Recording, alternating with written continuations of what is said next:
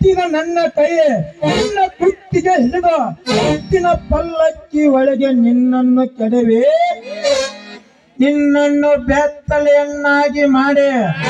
ನನ್ನ ಕಾಮ ದ್ವೇಷ ತೀರಿಸಿಕೊಳ್ಳುವೆ ನನ್ನ ಚಲುವ ಕಾಪಾಡಬೇಕಾದ ರಕ್ಷಣದಾತನಿಗೆ ಕಲಿಯುಗದ ಕುಬೇರನಾಗಿ ರಾಜಕೀಯ ರತ್ನವೆನಿಸಿಕೊಂಡಿರುವ ಈ ಗಂಡಿನ ಕೆನ್ನೆಗೆ ಬಾರಿಸಿದಾಳೆ ಆದ್ದರಿಂದ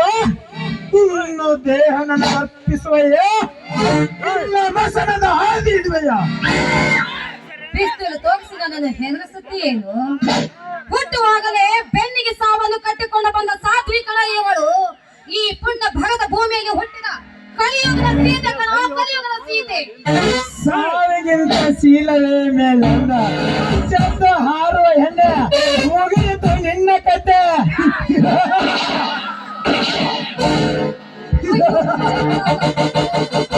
ನನ್ನ ಜೀವ ತೆಗೆದು ಬಿಟ್ಟಿಯಲ್ಲೋ ಈಗಲೇ ಕಾಲ ಮಿಂಚಿಲ್ಲ ಸೀತಾ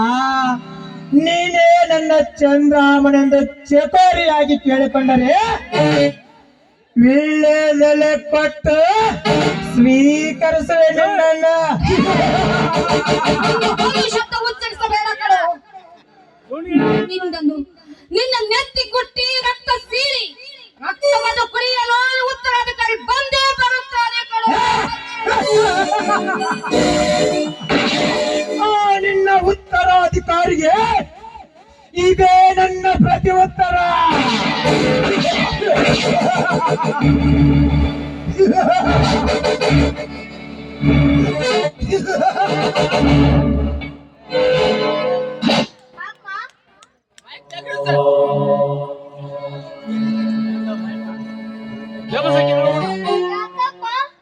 ನಿನ್ನ ಮೈಯೆಲ್ಲ ರಕ್ತವೇ ಕೆರೆದು ಬರುತ್ತಿದೆ ಏನಾಗಿದೆ ಅಮ್ಮ ನಿನಗೆ ಏನಾಗಿದೆ ಅಮ್ಮ